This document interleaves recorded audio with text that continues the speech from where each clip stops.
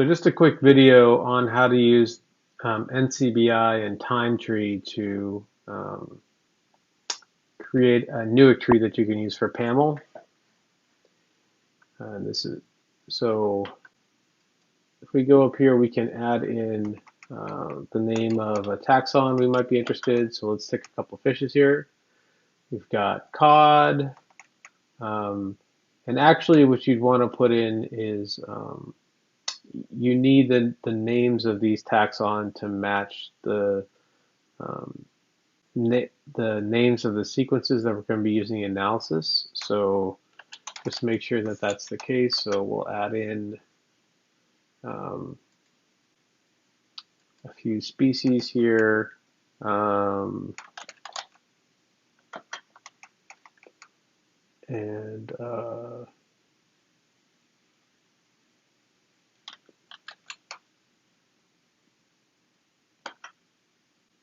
Right, so we've got 4 different species here. We can expand these groups out and see all the subgroups. We can collapse them again if we want to collapse them. But I'm going to save the tree as a phyla tree. And I'll click Save As. I'll then save it as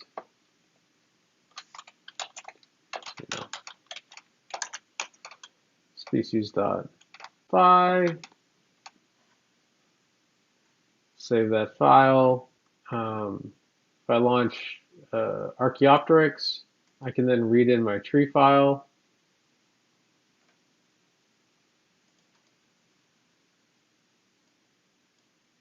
Right. Note that I end up with a tree which is basically a whole bunch of polytomies, which kind of reflects what we see over here.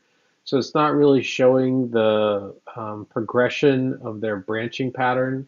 And this is a little problematic for PAML. What we actually need to do is we can go and use a website called TimeTree.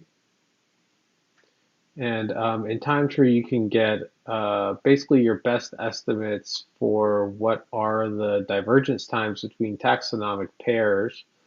So here we'll just give a couple species. So say we had Gaddis and we had Accipenser. If we search, we can see that the best estimates are that they diverged about 350 million years ago. If we then wanted to look at Gaddis versus, say, Danio, right, we can search and see that they diverged about 230 million years ago.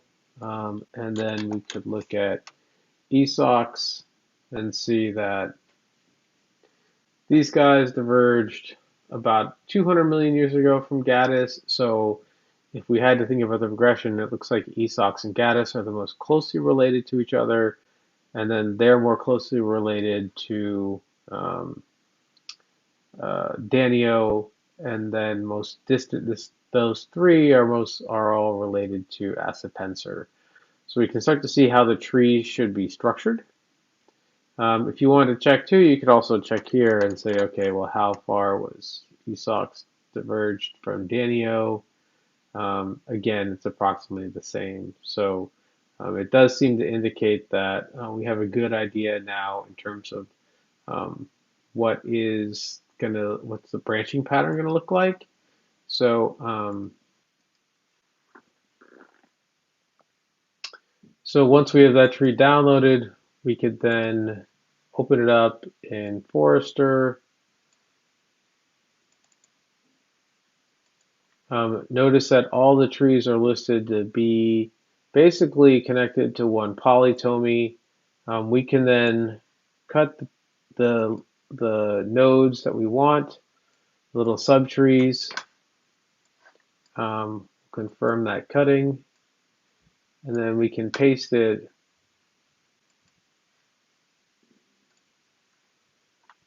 here. This is actually the tree that PAML wants, is it likes to have a polytomy, often likes to have a polytomy here at the base of the tree. But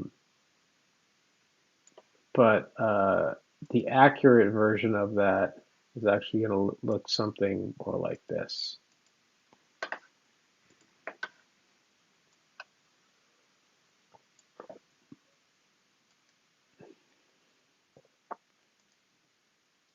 Right, and then we'd actually need to move uh,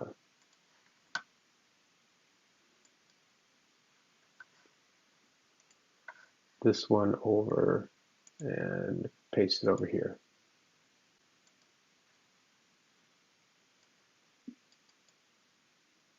So this would be indicative of the relationship that was described by a time tree, right? But as I said before, PAML actually often will demand that we need to have this list shown as a polytomy here with Danio actually at the same level as Acipensor for purposes of the program. So once you're done with this, you can just save your tree file as a Newick tree, and once you do that,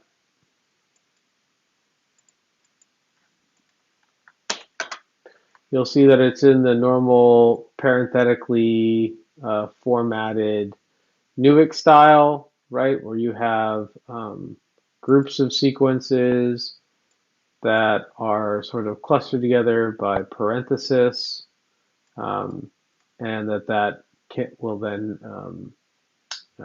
allow you to account for the different groups that are in the tree, different clades that are in the tree. So that's a quick way to show you how to manipulate these trees. Obviously, you'll have more taxon and you'll have to do a little more cutting and pasting. But once you have a tree, that should be a tree you should be able to use for all of your PAML analyses. One other thing I wanted to note was that you actually don't necessarily need to do all those complicated steps if you understand how a Newick tree is structured as well. You can just make them from text. So if I wanted to make a tree without all of this extra information, it's a very simple tree that showed the branching pattern that we had in that example. So if I was to create my own Newick tree, I can do it very easily just by saying, okay, I know I've got um, Gaddis in a group with ESOX, right? So I would put them within a parenthesis, and then I could put Danio in the same clade as those two, but not its next closest ancestor. And then if I wanted to add in Acipensor,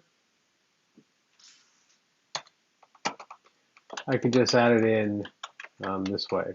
And so this is effectively the same tree as the one that I created earlier. I could just save that. And now if I want to open up that file,